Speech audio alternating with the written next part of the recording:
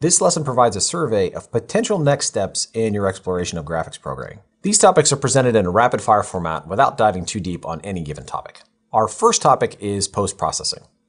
Post-processing refers to a set of graphics techniques that are applied after the scene is rendered. For example, you may wish to convert the entire scene into grayscale or make bright areas glow.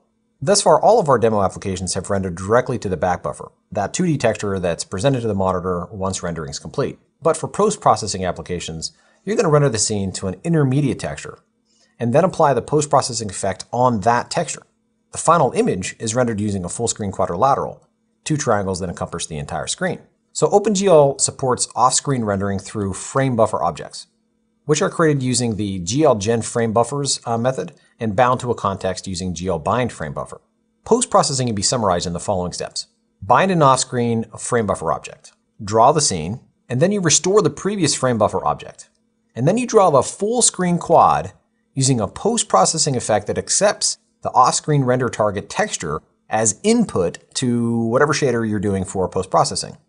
All of the rendering that you would normally do to the scene you're going to do into that off-screen buffer, and then restore the original frame buffer that would write the actual frame buffer, and then your post-processing effect, whatever that might be, and I'm going to give you a series of examples of post-processing here in just a second. That's what's actually going to take as input your previously rendered scene. So post-processing typically applies to the scene as a whole, although certainly you can imagine applying post-processing just parts of it. But here I'm going to show you post-processing techniques for full screen. So here are some examples. Here's grayscale filtering. A grayscale filter converts the calculated RGB color to grayscale by first finding the intensity of that color.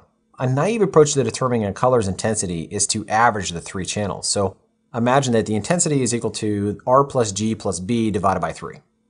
However, our eyes see red, green, and blue differently. Specifically, our eyes are more sensitive to green, and then red, and finally blue. They're least sensitive to blue. Therefore, a better expression of grayscale intensity is through a weighted average of the 3 color channels. And there's an equation that's intensity is equal to 0.3 times R plus 0.587 times G plus 0.114 times B. And that weighted average of the 3 channels yields a more accurate grayscale for human eyes. And again, notice that this effect is applied to the entire screen, irrespective of other shaders that are used on individual objects. The same concept can be used for an inverse color filter, where the final color is computed as the inverse of whatever color would otherwise be written to the frame buffer. So instead of grayscale, what we're doing here is this cool looking, almost predator looking image where all we did is we rendered the scene normally and then just inverted all the colors. You may have heard of sepia filtering. Sepia tones are from old-timey black and white photos. Back then, it wasn't actually black and white, it was sepia, which is shades of brown. So a sepia tone filter, this is an example of post-processing. Another is Gaussian blurring. Because color filtering, which I've just shown you here, is just one of the myriad effects that can be produced with post-processing. Another common effect is to blur the contents of the texture. There are a number of approaches for blurring, but the one presented here is Gaussian blurring, which takes its name from the Gaussian function, also known as the normal distribution that's used to blur the image. Essentially, to blur an image, the color for each pixel is derived not from the color itself, but by sampling neighboring pixels. Then the weighted average of the sampled pixels becomes the color of the pixel in question. So the blur kernel, we can actually specify a blur amount, more blurry or less blurry. The Gaussian blur effect has a variety of applications. For example, you could use it to distinguish the background, a blur to appear out of focus, and maybe foreground objects, unblurred objects. Another reuse is what you see on the screen now, and that's bloom or glow effect. A bloom effect exaggerates bright areas of the scene to simulate kind of a real-world camera. In our eyes or in a real-world camera, there are sections of the camera that can be oversaturated, and a bloom effect, a post-processing bloom effect, can simulate that. Another post-processing technique is distortion mapping. In distortion mapping, you're not sampling the texture at the given UVs, but rather you're using an offset to those coordinates, and the offset itself is sampled from a separate texture, known as a distortion map. Interesting effects can be achieved by animating the distortion map, such as simulating a surface of water or heat haze. What you see here is I could animate this glass effect and make this appear as if it were underwater, and this is applied to the entire scene, or I could pick one specific section of the scene like heat haze above a fire and just simulate that. And if I animated the haze, then it would look like a crackling fire. So off-screen rendering and post-processing, this forms the foundation for many advanced rendering techniques. Another topic for modern rendering is the generation of shadows. Shadows are part of our visual experience, but unless you're making shadow puppets, it's unlikely you even notice the myriad shadows that surround you. But if you remove them, something's going to feel off. And that's the conundrum for video games and simulations, because realistic shadows are difficult to produce and computationally expensive. They're subtle and almost unconsciously perceived, but leave them out and your users will notice that something about your scene is just not quite right. Shadow mapping is a common technique for producing shadows that renders the scene in two passes. In the first pass, the scene is rendered from the perspective of the light to an off-screen depth map. So then we're not actually rendering colors, we're rendering the scene from the perspective of the light to a depth map, just rendering the depths of the scene from the perspective of the light. And that depth map, again, that's just the 2D texture which stores the depths of the objects nearest to the light source. In the second pass then, the scene is rendered again, but this time from the perspective of the camera. And we're going to use the depth map that we had previously generated as input to determine if an object is in shadow. The texture coordinates for sampling the depth map are computed in a process known as projective texture mapping, which projects a 2D texture onto arbitrary geometry.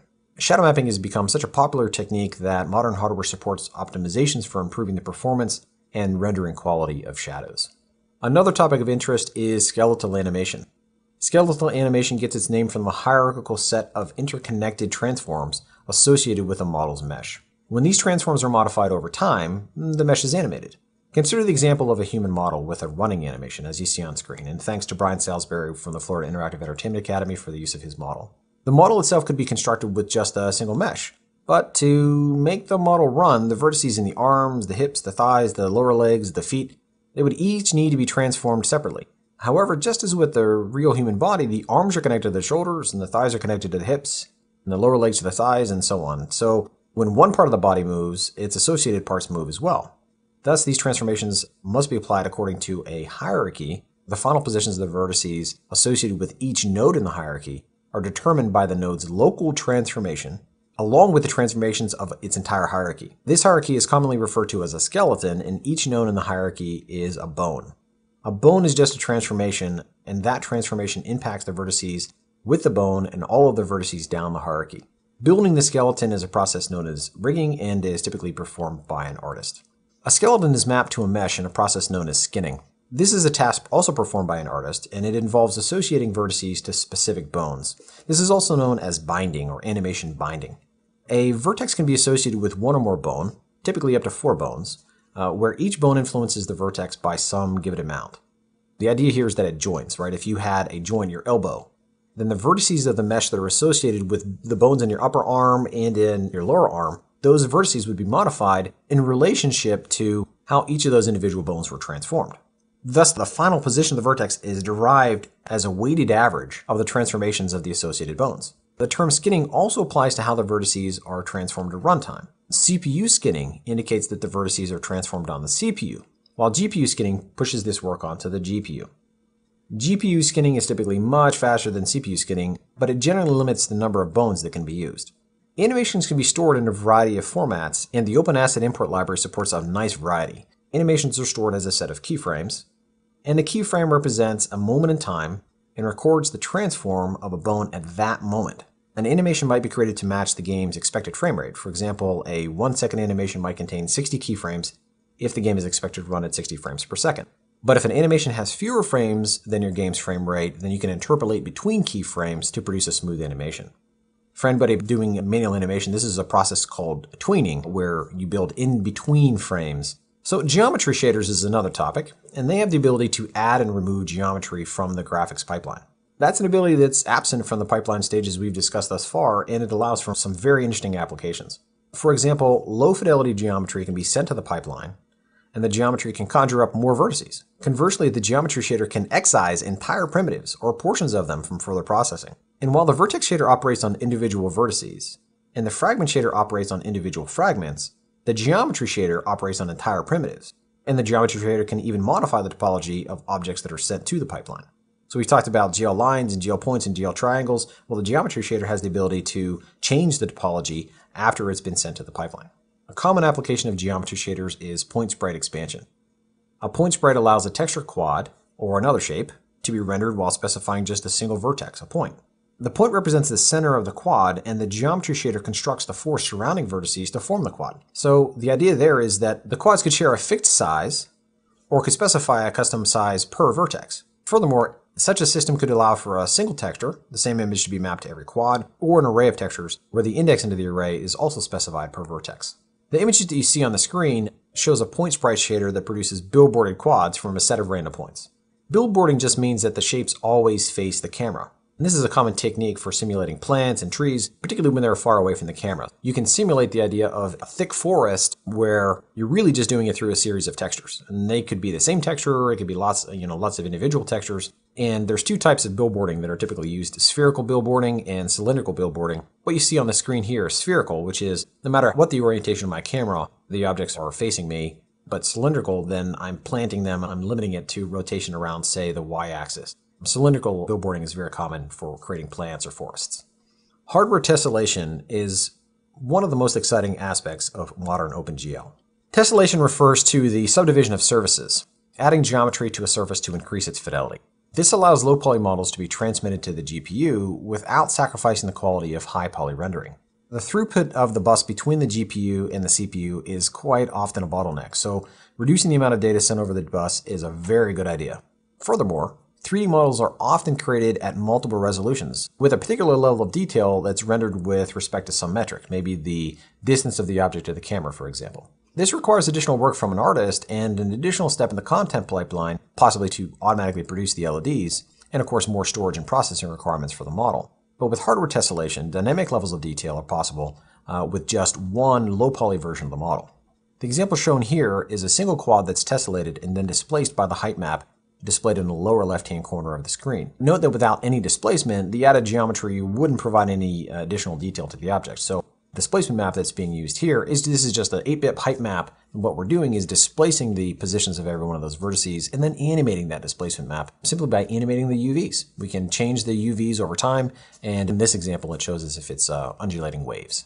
The rendering you've done thus far has been forward rendering, essentially rendering each object in the scene separately using lights, textures, and shadows to determine the final color of the pixel associated with an object. And you've been exposed to the concepts of single-pass rendering, where all the lighting for an object is computed in a single shader, and multi-pass rendering, where the final pixels of the object are composited through multiple draw calls. We've seen that with the transparency demo. In any forward rendering system, you're limited to the number of lights that it can impact an object. The more lights, the more work the system has to do, the slower your application will run.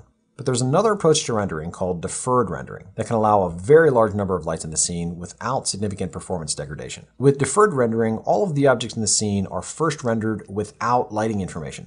They aren't rendered to the back buffer, but to several off-screen buffers using what's called multiple frame buffers. These targets store information about the scene's geometry, including the object's position, its normal, its color, which is typically sampled from the diffuse color texture, specular power, and specular intensity, for example. Remember that the render targets are just 2D textures, but instead of storing color, these geometry buffers, or G-buffers, they store data that will influence a second lighting pass, which computes the final color of all the pixels in the scene. Now, that lighting pass resembles a post-processing effect. For each light in the scene, you sample the data from the geometry buffers and compute the direct and indirect lighting for each pixel influenced by the light. The final image is a composite of the contribution of all the lights in the scene mapped to a full screen quad.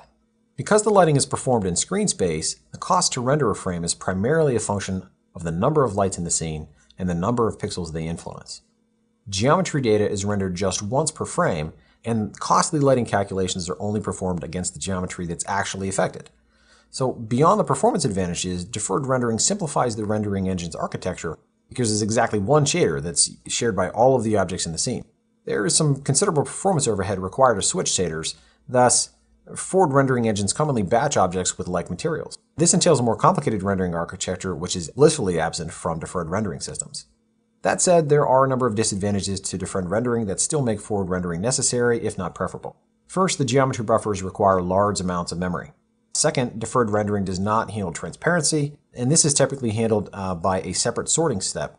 We talked about back to front and forward rendering pass of transparent objects. So another disadvantage is that by separating the geometry and the lighting stages, typical hardware anti-aliasing no longer functions properly, and the additional post-processing techniques must be applied to perform edge smoothing. We haven't talked too much about anti-aliasing, but the idea is our pixels are discrete. They're not analog. We don't have an infinite number of pixels, and they're square. They're shapes, right, or rectangular shapes. So when we draw a line on our screen, they can be real jaggy. So anti-aliasing removes those jaggies. Really, in the end, a modern rendering engine likely incorporates elements of both forwarding and deferred rendering. Another topic is global illumination. Global illumination refers to a set of techniques for adding more realistic lighting to a scene. In particular, global illumination simulates indirect lighting, lighting that reaches the surface after being reflected by other objects. Consider the ambient lighting that we used previously. This term was modeled as a constant value and applied uniformly to the entire object. Clearly, this is not how ambient lighting actually works. Ambient light is the result of the complex interreflection of light between objects in the scene. In a surface that's more occluded with respect to other reflective surfaces will receive less indirect lighting and appear darker. There are a number of popular techniques for simulating indirect lighting with trade-offs between physical accuracy and speed. Ambient occlusion describes a family of rendering techniques which attempt to estimate the amount of indirect light that reaches a surface. Ambient occlusion can be pre-calculated and baked into textures. This is a common practice as it adds realism to the lighting with no runtime performance implications. However, such textures don't respond to dynamic lighting, and the trick can be revealed if the lighting changes or their surrounding environment is modified. A widely adopted real-time technique is known as screen space ambient occlusion, or SSAO. SSAO operates in screen space as a post-processing step and is therefore independent of scene complexity. In particular, the scene is rendered to a depth buffer, and the depths around a pixel are sampled to compute an occlusion factor. Another topic in modern lighting, and one which is often used for global illumination, is spherical harmonic lighting, or SH lighting. There's quite a bit of math involved, but SH lighting can be summarized as a set of techniques that pre-compute functions, for example the global lighting environment, into spherical harmonic coefficients. All of our lighting techniques can be considered simplifications of the rendering equation, a system for generating image based entirely in physics. The rendering equation is an integral over a hemisphere of directions, and it's not real-time friendly. SH lighting replaces parts of the rendering equation with spherical functions. SH lighting can produce highly realistic images in real time, but the position and the form of objects within the scene has to remain static, or we have to have a separate set of coefficients. With the release of the 4.3 specification, OpenGL has supported general-purpose GPU programming through compute shaders. Compute shaders allow you to move practically any computation onto the GPU with the intent of offloading work from the CPU and leveraging the massively parallel architecture of the graphics card. The compute shader stage is outside of the normal rendering pipeline, but can read and write to GPU resources. Thus, while compute shaders are capable of supporting any number of general-purpose processes, there are some particularly interesting graphics applications. For example, the compute shader might be employed for deferred rendering edge smoothing, depth of field blurring, or just post-processing in general. Outputs from their compute shader can be bound as inputs to the rendering pipeline without ever transferring those outputs to the CPU. This ends lesson 6.5 and our survey of additional rendering techniques. Hopefully these topics have provided some direction on where you might go next on your exploration of real-time graphics programming.